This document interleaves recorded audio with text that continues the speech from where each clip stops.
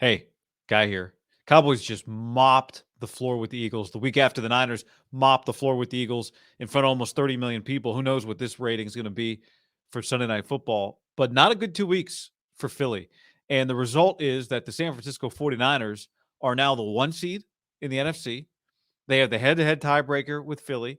They got the head-to-head tiebreaker with Dallas. They're in the driver's seat, and it's their Super Bowl to lose. Now, they don't control what happens in the AFC. They are going to play Baltimore in 2 weeks, and Baltimore looks really good. Winning the NFC, being the 1 seed in the NFC doesn't guarantee anything.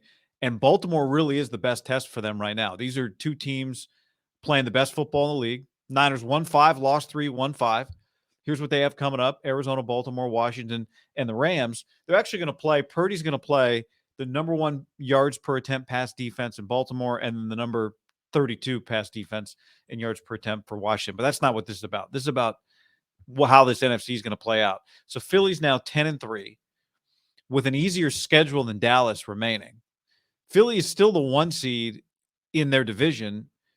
They and Dallas have split the head-to-head, and Philly, the next tiebreaker, is conference record. They've got a better NFC conference record than the Cowboys do. But the real question is, like, are the Eagles going to be able to right this ship before we get to the postseason, or are they kind of out? Is Dallas passing them? I don't think Dallas is passing them yet, even though they're playing better football right now, because they haven't guaranteed themselves home field over Philadelphia. They haven't won their division, but they are playing much better football. For the 49ers, either one at this point, Philly's worse in this moment in time, but you've got Dallas's number. But I think the Niners feel like they got Philly's number. I don't think it matters to the Niners. And you wouldn't have said this a week ago going into the Eagles game. I would have said, just give me Dallas every time. You dominate them. You own them. I don't think it matters to the Niners the way they're playing, which one of these teams they would get. They know they can beat Dallas. They do it repeatedly. They know they can beat Philly, and Philly's not playing good football. Doesn't feel like Jalen Hurts can just drop back and beat you. Sirianni can't solve this problem. Like, Dallas had a major problem last year, and they solved it by letting the offensive coordinator go and having Mike McCarthy call the plays. Mike McCarthy can do that. Philly can't fix it. Like, Nick Sirianni can't take play calling duties or go coach Jalen Hurts a little more hands-on. They already tried to make him the offensive coordinator once. They took play calling from him in some silent ceremony. Nobody knows exactly when they took play calling from him, exactly what week he lost it, exactly how much he was involved 2 years ago when it happened, but it happened.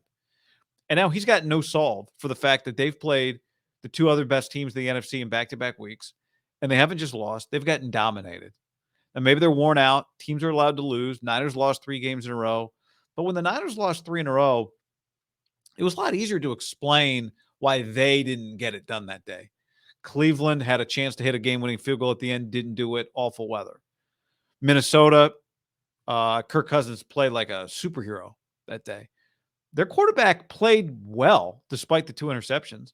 But Brock, you go look at the numbers. I mean, I said this after the games. It's not even about go look at the numbers. Both Cincinnati and Minnesota, he was efficient in those games. Like, they lost, but what should work for them kind of worked. And even though they'd lost the games, you weren't questioning their quarterback, their offense. They need to fix anything. They had to fix it on defense, and they did.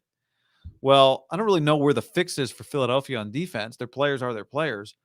The Niners were unhealthy in those games. They got Debo back. They got Trent Williams back. So it's hard to figure out where the fix is for Philly unless, there's some wake-up call coming as it gets less physical. And maybe for them, the fix is that it does get easier, right? Now, Seattle on Monday Night Football, it might be over for them. We'll see if they've checked out. Giants, Cardinals, and then at the Giants. So when it's all said and done, you might look up and Philly's going to, go at worst 13-4. Looking at their schedule, even with their struggles, I still have to expect them to go 14-3. I think they're going to win their last 4 games.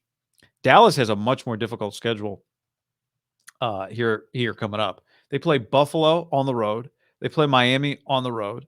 They play Detroit at home on a Saturday. We just talked about that in the pod.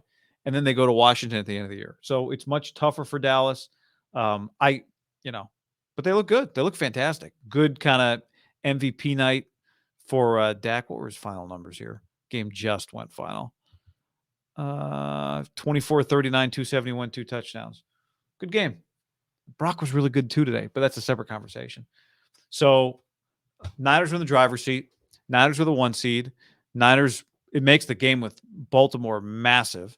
But the beauty for the Niners is that they they don't have to go to the tiebreaker with Dallas, and it doesn't really matter with Dallas at this point because they're not leading their division. But I do think that Ravens game is going to be big because even though Philly looks awful right now, I think it's more likely than not that they still find a way to win those last 4, just given the opponent. So the Baltimore game might be for the 1 seed, even though it's not with Baltimore for the 1 seed, it's still for the 1 seed. And you win that game, you're the 1 seed. They are going to be everybody's pick to win the Super Bowl. I mean, they're my pick now. A lot of people have been picking them. I'm not breaking any news here, but they're in the driver's seat for the thing. Big performance by the Dallas Cowboys. I guess that the old cowboy how it worked. And if you're Philly, you still are in control. But look at this schedule. You lose one of these games, it's going to feel as bad as it felt to lose to the Niners in prime time. Well, not prime time, but national TV, everyone watching that except the LA market. As bad as it feels to lose to Dallas like this, you already beat them once. So you lose one of these next 4, not only does it kill your shot at the 1 seed, probably ends it. But I start wondering, is Sirianni could he get fired? You lose one of these games, you play the Giants twice. You lose one of those games, you're not the 1 seed. You lose in the playoffs, and look at the NFC. The teams in the NFC playoffs, if you're a 2 or 3 seed, are not particularly. You lose the Rams hobbling in. They're actually good. You're gonna lose to the Packers. I mean, they're not good, but there's no great shame, I don't think, in losing to the Rams if it happened in the playoffs. But I just don't. You don't see the fix for Sirianni. I don't know how he solves it. And I know he's Howie Roseman's guy, but they came in as the team who they look like the team that's hung over from losing the Super Bowl in a weird way. Even though when I don't think that's their issue. I just think they're not good enough, and it feels like they missed their best shot last year, and their coach can't fix it.